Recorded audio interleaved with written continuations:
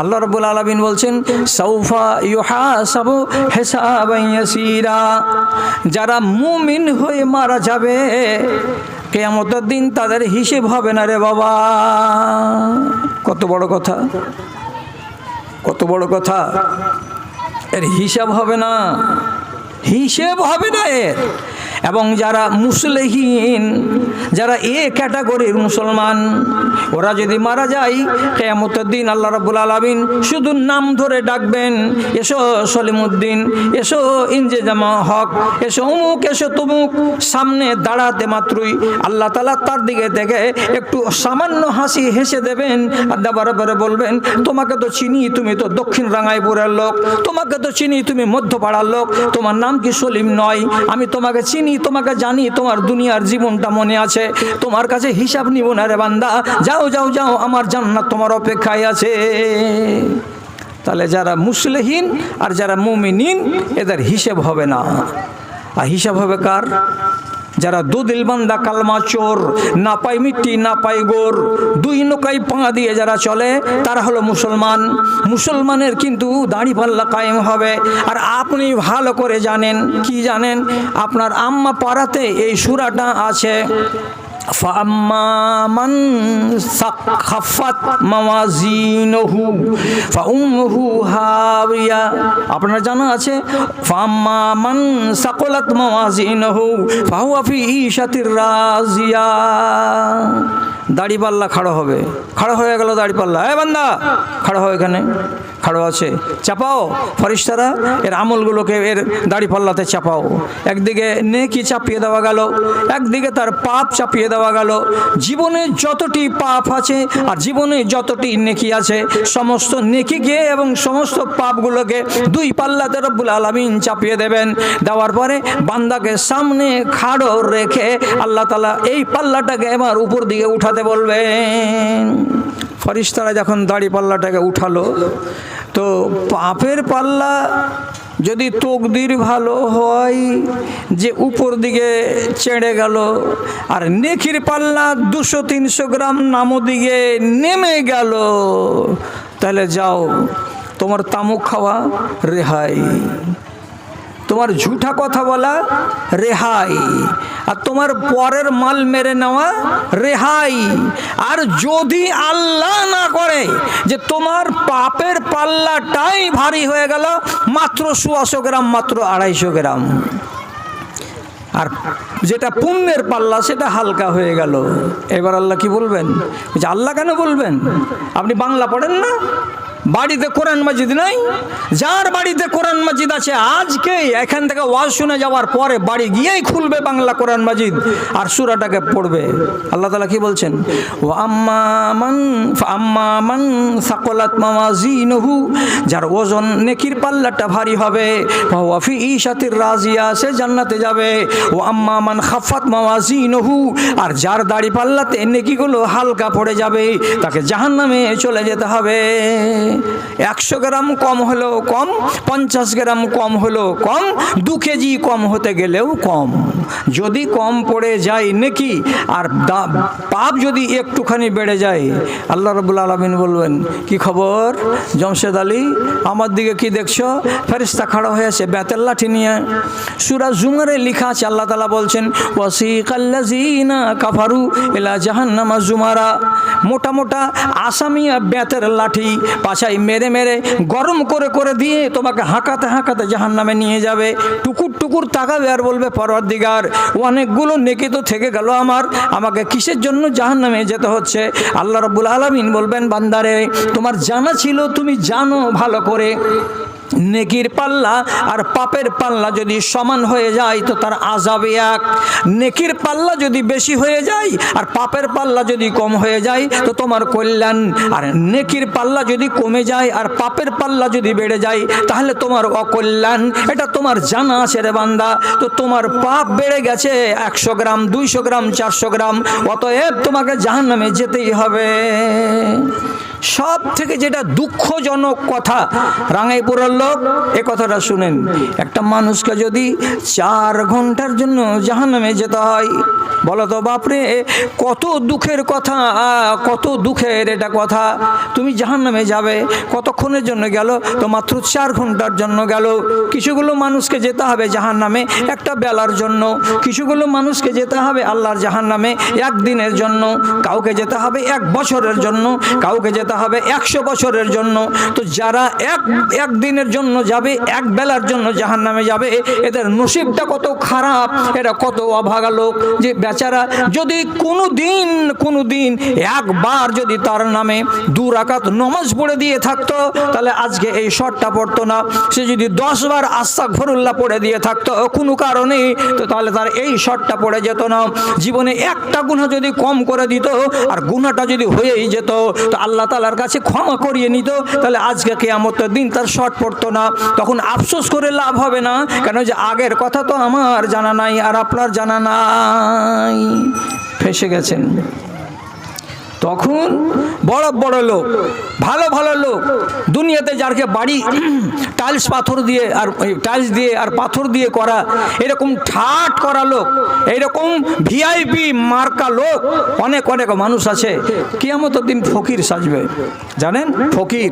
আরে যার ব্যাংকে লাখ লাখ টাকা পড়ে আছে আর যার এত সুন্দর সুন্দর বাড়ি, সে যদি কিয়ামতের দিন ফকির সাজে, আপনাকে শুনতে কেমন লাগছে?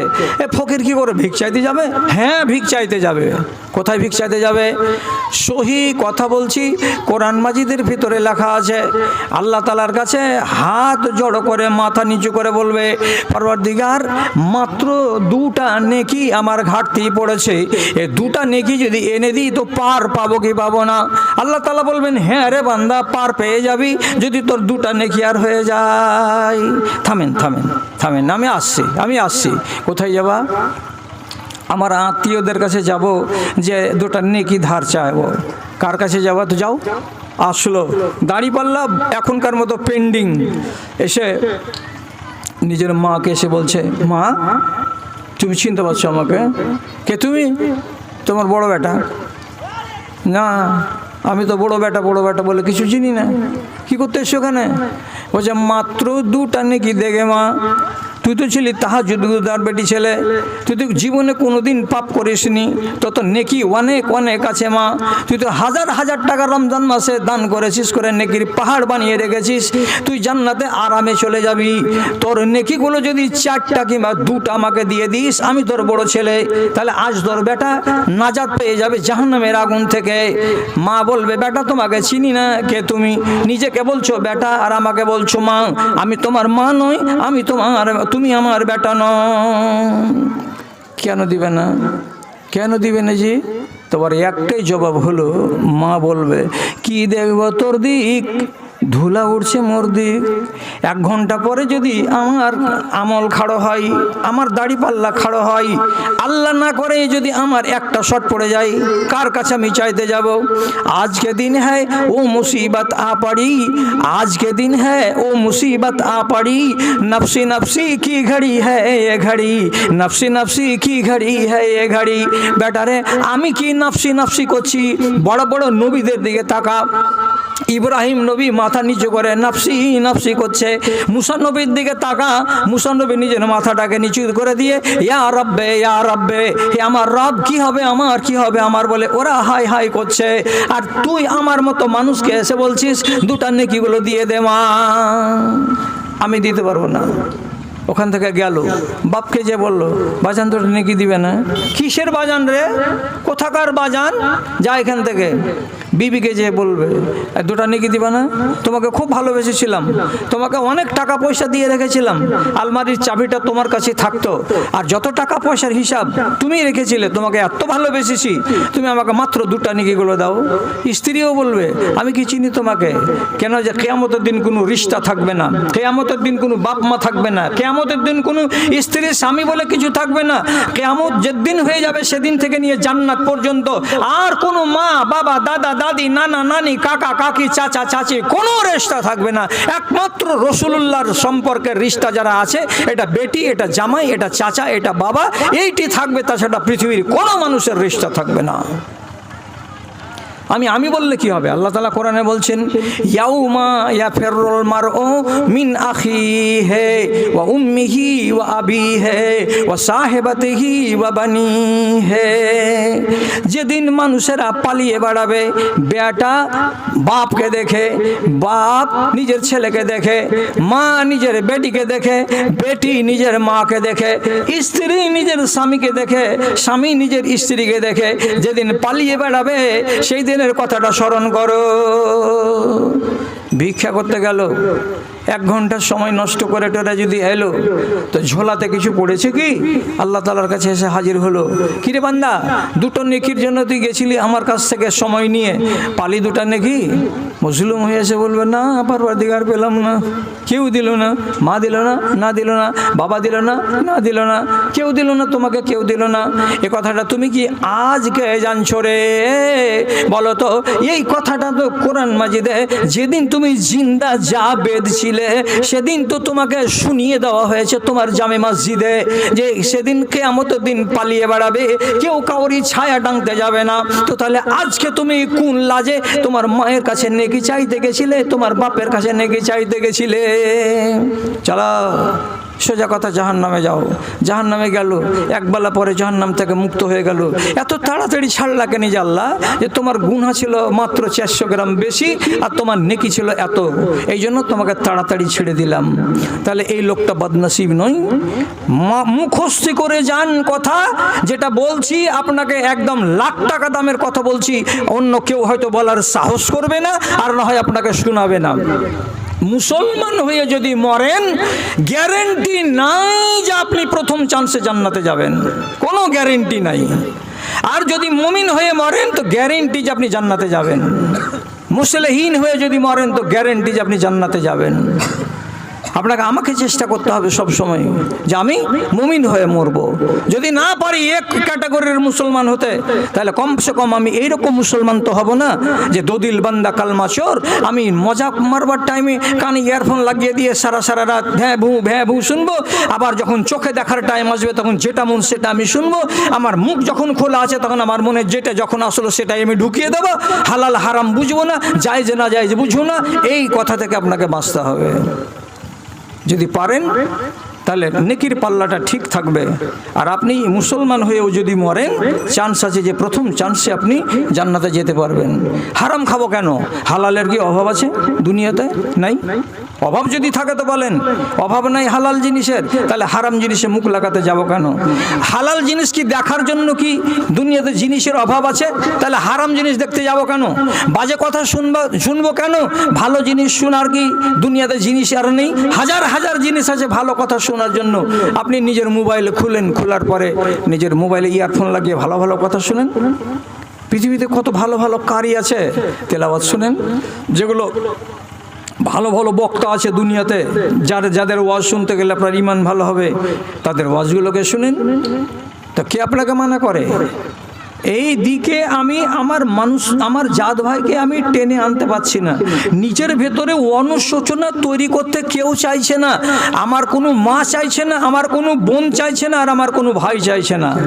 অথচ এত ওয়াজ হয়ে গেল, এত ওয়াজ হয়ে গেল। আর আমি 1975 সাল থেকে ওয়াজ করছি। জালসা কত ময়দান, কত স্কুলের গ্রাউন্ড, আর কত মাদ্রাসার গ্রাউন্ড, আর কত লোকের গলিতে, আর কত কোন জায়গাতে যে জালসা করেছি আমি নিজে গুনে দিতে পারবো না। জি, অথচ আমার জাতিকে আমি ভালো করতে পেরেছি। কণ্ঠই আমার ক্ষীণ হয়ে এলো, কণ্ঠই আমার ক্ষীণ হয়ে এলো, অবশ হইল পা। শত হাঁক দিলেও অচেতন জাতি, কেউ চেতন হইল না রে, কেউ চেতন হইল না। ধর্মের গলে চলিতেছে ছুরি, মুমিন কাঁদিছে দুঃখে। ধর্মের গলে চলিতেছে ছুরি, মুমিন কাঁদিছে দুঃখে। কোরআন হাদিস কাফনে মুড়িয়া, কুমিন হাসিছে সুখে রে, কুমিন হাসিছে সুখে। দানবের রূপ ধরেছে মানব, কোনো লজ্জা হইল না। শত হাঁক দিলেও অচেতন জাতি, কেউ চেতন হইল না রে, কেউ চেতন হইল না। সমাজের ভার কাঁধে লইয়াছে, সমাজের ভার কাঁধে লইয়াছে গায়ের গুন্ডা যারা।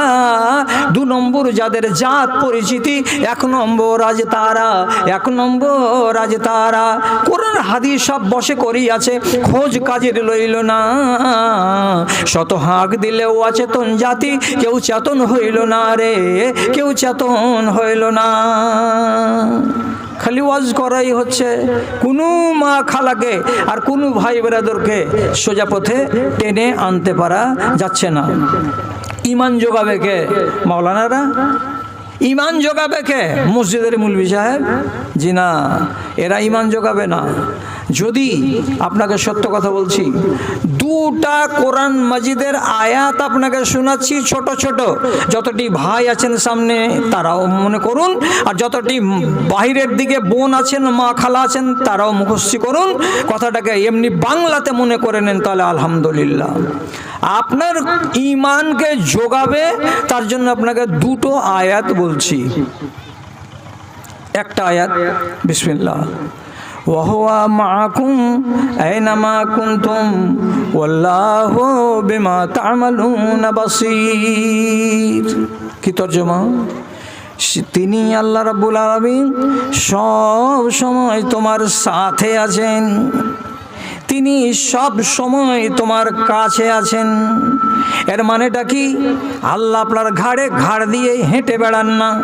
তো কেমন কি আল্লাহ রাব্বুল আলামিনের সিসি ক্যামেরাতে, যেমন সিসি ক্যামেরাতে বড় বড় শোরুমের কোন কোনাতে কোনটা মাল আছে আর কোন কোনাতে কোনটা কনজুমার নাড়াচাড়া করছে, হেড কম্পিউটারে রস দুনিয়াতে যত আছে সব গাছের রস হলো হালাল, কিন্তু এই রসকে যদি কেউ প্রক্রিয়াকরণ করার পরে এটাকে মাতিয়ে দেয়, এতে ফেনা তৈরি করে দেয়, আর কোনো কেমিক্যাল দিয়ে তার ভেতরে তাপ তৈরি করে দেয়, আর দেওয়ার পরে ওই রসকে খাই, সেটা যদি খেজুরের রস হয় তবুও, তালের গাছের রস হয় তবুও, এবং ইক্ষু কুশরের যদি রস হয় তবুও তুমি বানিয়ে নিলে একটা হালাল জিনিসকে হারাম। আর হারাম যদি তোমার মুখে যাই, আমি তোমার কাছে নেই, আর হালাল যদি তুমি খাও তাহলে আমি তোমার কাছে আসি। তো আমি কি মানছি? আমার দ্বারাই কি এটা মানা সম্ভব হচ্ছে? আর এইখানেই হলো ইমানের আর কুফুরির প্যাঁচ।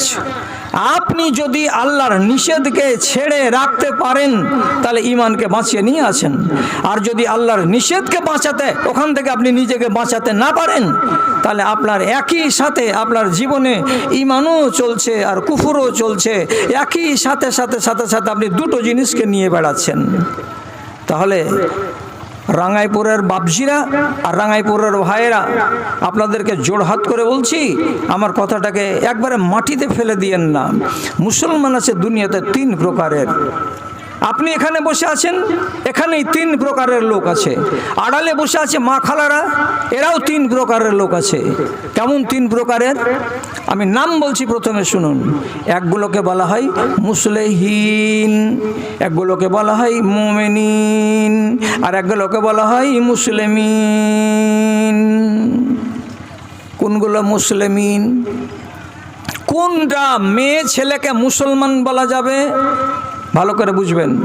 একটা মেয়ে নমাজ পড়ে, রোজা রাখে, সব কিছু ভালো কাজ করে, কিন্তু যেদিন তার মার্কেট যাওয়ার পালা আসে, কোথাও যদি হরিশ্চন্দ্রপুর গিয়ে কোনো বড় একটা দোকানে গিয়ে, শোরুমে গিয়ে মাল কেনার টাইম আসে, সেদিন কিন্তু তার মাথায় কাপড় থাকে না, তার গলার হারখানা দেখা যায় এবং শরীরের এটা ওটা জায়গা খালি খালি থেকে যায়। আর মুসলিমের সাথে গায়ের মুসলিমের সাথে নিজের ভাইয়ের মতো করে ওপেন কথা বলে, তাহলে এই মেয়ে ছেলেটি হলো বেহায়া। তাহলে এই নমাজও পড়ে, রোজাও রাখে, কিন্তু তার ভেতরে হায়া শরম নাই। এই লোকটাকে কি বলা যাবে? তো এটা হলো মুসলমান। এটাকে মুসলমান। অর্থাৎ মুসলমানের সংজ্ঞা কি? ভালো কাজও করবে, মন্দ কাজও করবে, মন্দ কাজও করবে, নমাজ রোজাও করবে। তো দুটোই যারা সমান তালে চালিয়ে যায়, এরাকে মুসলমান বলে। এক। দুই নম্বর, মুমিনিন। মুমিন কারা? পারত পক্ষে যতটুকু তার দ্বারাই সম্ভব হলো আল্লাহর আদেশকে মানলো আর নিষেধগুলো থেকে নিজেকে বাঁচিয়ে রাখলো। আমি মদ খাই না, আমি সুদ খাই না, আমি ব্যভিচারে যাই না, আমি কোনোদিন জেনায় যাই না, আমি পরের মালকে লুটতে যাই না, আমি পর নারীর দিকে কুনজরে আমি তাকাতে যাই না, পরের মালকে আমি হালাল করি না। এগুলো থেকে নিজেকে যারা বাঁচিয়ে রাখে, কিন্তু নমাজের বেলা রোজার বেলা, হজের বেলা, জাকাতের বেলা বেশি বেশি করে করতে পারে না। যেইটুকু আল্লাহ তাআলা বলেছেন সেইটুকুই করতে পারে, অতিরিক্ত কেউ করতে পারে না। যেমন 30 দিনের রোজা করছি জি আল্লাহ, 17 রাকাত ফরজ নামাজ পড়ছি জি আল্লাহ, 12 রাকাত সুন্নাতে মুআক্কাদা পড়ছি জি আল্লাহ। ঝুটা কথা বলি না, না বলি না। হারাম গেজা তুমি খাও না, হারাম রুজি খাও না, না খাই না।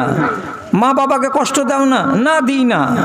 তাহলে আপনি হারামকেও ছেড়ে রেখেছেন, আর যেগুলো ফরজ করেছেন আল্লাহ তাআলা, যেইটুকু ফরজ করেছেন ওইটুকুই করতে পারছেন, এর বেশি করতে পারেন না। আপনাকে বলা হয় মুমিন। আপনার নাম মুমিন। আচ্ছা, তাহলে মুসলিম কাকে বলে? এই দেশেই একগুলো মেয়ে লোক আছে, আর এই গায়ে একগুলো বেটা ছেলেও আছে। এদের মুসলিম কাকে বলে তো ভালো করে বুঝবেন। 30টা দিন আল্লাহ তাআলা ফরজ করেছেন রোজা, এরপরে আরও নফল রোজা অনেক রকমের আছে। যেমন নবীজি বলছেন রমজানের পরে শওয়াল মাসে যদি কেউ 6টা নফল রোজা রেখে দেয়, তাহলে এই মানুষটা যেন সারা বছর রোজার হালাতে কাটায়, সারা বছর রোজার হালাতে কাটায়। এই জন্য অনেক ছেলে আছে, অনেক মেয়ে আছে, রমজানের পরে শওয়াল মাসের 6টা রোজাকে তারা ছাড়ে না। ওটা তো নফল। না করলে, আমি যদি না করি রোজাটি, আযাব হবে না, গুনাহ হবে না, কিন্তু করতে গেলে কি হবে? লাভ হবে। করে দিল। আরও একটা নফল রোজা আছে। এটা কি? ওটা হলো আশুরার রোজা, 9 এবং 10 মুহররম মাসের 2টা রোজা অনেক মেয়ে ছেলে করে, অনেক বাবাজিরাও করে। এটা নফল রোজা, করলে লাভ আছে, না করলে আপনার কোনো ক্ষতি নাই, কিন্তু সে করে দেয়। ফরজ রোজা করেছে, তারপরেও নফল রোজা করে যাচ্ছে। আর একটা রোজা হলো আরাফার রোজা। একটা রোজা রাখতে গেলে অনেক সওয়াব আছে, এটাও অনেক ছেলে এবং মেয়েরা করে দেয়। তারপরে নবীজি বলছেন, শোনো রে আমার উম্মতিরা, প্রত্যেক মাসের 13, 14, 15, 13, 14 এবং 15 এই 3টা দিন যদি রোজা রাখা যায়, এগুলোকে বীজের রোজা বলে। বীজের রোজা। আর অনেক সওয়াব আছে, অনেক পুণ্য আল্লাহ তাআলা দেবেন। অনেক মেয়ে করে, অনেক ছেলেরা করে। তাহলে 30টা রোজার উপরে অতিরিক্ত এতটি রোজা একটা মানুষ করে নিল। আবার আরেকগুলো, আরেকটার দিকে তাকান। নমাজ কয় রাকাত ছিল? 17 রাকাত ফরজ আর 12 রাকাত সুন্নাতে মুআক্কাদা। এইটি আপনি করছেন আর করতে পারেন না। কিন্তু দুনিয়াতে এমন এক গালা লোক আছে, কি করে? মসজিদে গেল, ঘড়ির দিকে দেখছে অনেক টাইম বাকি আছে, তখন 2 রাকাত নামাজ পড়লো, তাহিয়াতুল মসজিদ বলে। 4 রাকাত নামাজ পড়ে নিল, জোহরের সুন্নাত বলে। তারপরে জামাত হয়ে গেল, জামাতের পরে 2 রাকাত নামাজ আবার পড়লো, দিয়ে ওই বাবাজি করলো কি, ওই মসজিদের মুসাল্লার উপরে আরো 2 রাকাত কিংবা আরো 4 রাকাত নামাজ পড়ে নিল। তাহলে এই যে 4 রাকাত কিংবা 2 রাকাত নামাজ বেশি করে পড়ে নিল, এটা তার অতিরিক্ত ইবাদত হলো। এগুলো বলতে আপনাকে কেউ অনিবার্য করেনি। আপনার মন হয়তো পড়েন, মন হয়তো না পড়েন, তো একটা মানুষ জরুরিটি করার পরেও আবার অতিরিক্ত নামাজ পড়ে দেয়। এতে জীব হলো না একগুলো মানুষের। আর একগুলো মানুষ কি করে? হুম বিল আসহারিহুম ইস্তাগফিরুন। যখন রাত্রি 2টা বেজে যায়, তখন বেচারা অন্ধকারে উঠে লোটাতে পানি নিয়ে ওযু করে ঘরের ভেতরে নফল নামাজ শুরু করে। 8 রাকাত নামাজ হলো তাহাজ্জুদের নামাজ, আর 3 রাকাত হলো তার বেতরের নামাজ। এই 11 রাকাত নামাজ ঢের রাত্রিতে উঠে আল্লাহ তাআলার দরবারে দাঁড়িয়ে আদায় করে দেয়। এতে তার মন ভরলো না। অনেকগুলো মা আছে, অনেকগুলো ভাই আছে আমার, এরা করে কি, যখন সকাল 8টা হয় তখন এটাকে বলা হয় বাঁশ নামাজ, এটাকে বলা হয় চাষ নামাজ।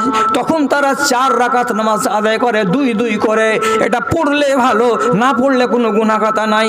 তো এমন মানুষ দুনিয়াতে যারা যেটি জরুরি নামাজ আছে সেইটিকে পড়ার পরে যেগুলো জরুরি নয় এমন নামাজকেও তারা আদায় করে দেয়। আর জরুরি রোজাকে রাখার পরে যেগুলো জরুরি নয় সেগুলো রোজাও তারা করে দেয়। আর তারপরে দুনিয়াতে এমন আমল আছে যে আমলগুলো যদি আমি না করি তো আমার গুনাহ হবে না, আর যদি করি তো আমার লাভ হবে। এরকম দেখে সে নেকিগুলো করে বেড়াই। এ মানুষটাকে বলা হয় মুসলিহিন। তাহলে আমাদের দেশে মুসলিহিনের সংখ্যা 100টার ভেতরে 1টা নাহি 2টা, আর আমাদের দেশে মুমিনিনদের সংখ্যা 100টার ভেতরে 20টা আর না হয় 15টা। আর আমাদের দেশে মুসলমানের সংখ্যা 100টার ভেতরে 85টা। লাভ কি লাভ হবে? এবার ঠান্ডা মাথাতে শুনেন, কি লাভটা হবে আর কি লোকসানটা হবে।